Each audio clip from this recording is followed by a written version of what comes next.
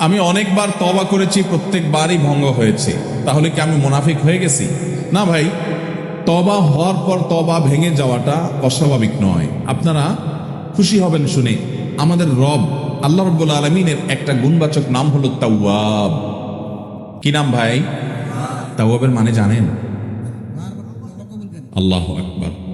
Repeatedly, বারবার যিনি বান্দার তওবা কবুল করেন। এই জন্য ভাই, একবার গুনাহ হয়ে গেছে, আল্লাহর কাছে তওবা করেছেন, চেষ্টা করছেন যে আর যেন না হয়, কিন্তু আবার শয়তান কাত করে ফেলে দিয়েছে, আবারও তওবা করে ফেলবেন এবং দুর্বল হবেন না। এখানে ইবলিস আপনাকে বলবে, তুই এতবার একই কাজ করে তওবা করছস আল্লাহর কাছে, আবার কোন মুখে তওবা করবি? থাক, বাদ দে। আপনার তওবা থেকে দূরে সরাবে। এটারও শয়তানের সবচেয়ে বড় অস্ত্র। কখনো নিরাশ হওয়া যাবে না। তওবা আগের বারের চেয়ে পরের বারটা আরো স্ট্রং করবেন, যে ঠিক আছে আগের বারটা তওবা আমি দুর্বল ছিল, এটাকে আরো স্ট্রং করবো, চেষ্টা করবো না ইনশাআল্লাহ। তাহলে তওবা বারবার করতে হবে, বারবার করতে হবে। ভেঙে গেলে আরো শক্ত হার্ডলি তওবা করতে হবে, নিজের প্রতি নিজে শাসন চালাতে হবে। এভাবে ইনশাআল্লাহ সামনে আগাইতে হবে। ভারতবর্ষে একজন কবি বলেছেন, আরে ये কুश्ती तो है अमर भर की, कभी वो दबा ले कभी तू दबा ले।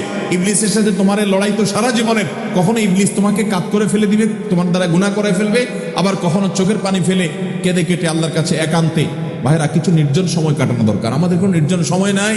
নির্জন সময় হলে ওই মোবাইলে আমরা ঢুকে পড়ি, মোবাইল টোবাইল বন্ধ করে ফেলে দিনে রাতে 24 ঘন্টার ভিতরে 5 ওয়াক্ত নামাজের পরে আগে যে কোনো সময় অন্তত 2-4-5টা মিনিট একটু চিন্তা ভাবনা করবেন, একটু নিজের হিসাব মিলাবেন, আল্লাহর সাথে কথা বলবেন। আজকে একটা গুনাহ হয়ে গেছে, আজকে একটা কাস্টমার মহিলা আসছে, তার সৌন্দর্য দেখে তাকে নিয়ে বাজে চিন্তা জল্পনা কল্পনা করেছি, নোংরামি করেছেন, গুনাহ কাজ করেছেন। কোনো কাস্টমার এসেছে, তার সাথে ফাঁকি ঝুঁকি দিয়েছেন, 2 নাম্বারই করেছেন, মিথ্যা কথা বলেছেন, কিনা দর এত আছে বলেছেন, আসলে এত আসে নাই। এই যে মিথ্যা বলেছেন কয়টা টাকার জন্য, এই টাকা দুনিয়াতে থেকে যাবে, মিথ্যাটা আপনার আমলনামা যুক্ত হয়ে আখিরাতে যাবে। এইসব কথা চিন্তা করে আল্লাহর কাছে চোখের পানি ফেলে একান্তে, আল্লাহ করে ফেলেছি আজকে শয়তানের পালায় পড়ে, আল্লাহ খেয়াল ছিল না, আপনি মাফ করে দেন। মালিক, আপনি মাফ না করলে কিয়ামতের ময়দানের শাস্তি হবে ভয়াবহ। দুনিয়াতে আপনি ছেড়ে দেন, আল্লাহ মাফ করে দেন। মাফ চায়া দুনিয়া থেকে ওইটাকে নিষ্পত্তি করেন, একটু চোখের পানি ফেলেন, সেজদায় পড়ে যান, 2 রাকাত সালাতুত তওবা নামাজ পড়ে আল্লাহর কাছে মাফ চান, এরপরের দিন আরো স্ট্রং করেন। এভাবে আপনি লড়াই চালাতে থাকবেন। আরে ये কুश्ती तो है अमर भर की, कभी वो दबा ले कभी तू दबा ले।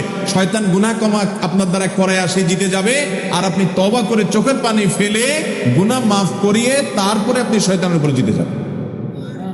তওবা করতে থাকবো তো ইনশাআল্লাহ। তওবা করতে কখনো ক্লান্ত হবেন, তওবা অব্যাহত রাখবেন, অনবরত রাখবেন। দুনিয়াতে কোনো ফেরেশতা মানুষ নাই, সবাই গুনাহ করে। এর মধ্যে সবচেয়ে উত্তম মানুষ হলো গুনাহ করার পর যে নিজের ভুল বুঝতে পারে, নিজেকে শাসন করে সংশোধন করে সে তওবা করে মাপ চায়। মনে রাখবেন, যে ব্যক্তি তওবার শর্ত আদায় করে তওবার শর্ত কি? তওবার শর্ত হলো যে কাজটা করেছি গুনার কাজ, এটার জন্য নিজেকে নিজে শাসন করলাম। কেন আমি এত নিকৃষ্ট কাজ করলাম?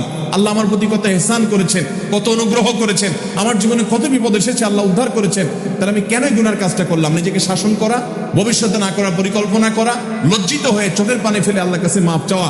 এই কাজটা যদি আপনি বারবার করেন, আপনি নিশ্চিত থাকতে পারেন আপনার তওবা দিন দিন আস্তে আস্তে স্ট্রং হবে এবং একটা সময় আপনি গুনাহ ছাড়তে পারবেন ইনশাআল্লাহ। এই জন্য তওবা কখনো ছাড়া যাবে, যতবারই তওবা ভাঙুক, তওবা আরো স্ট্রং করে করতে হবে।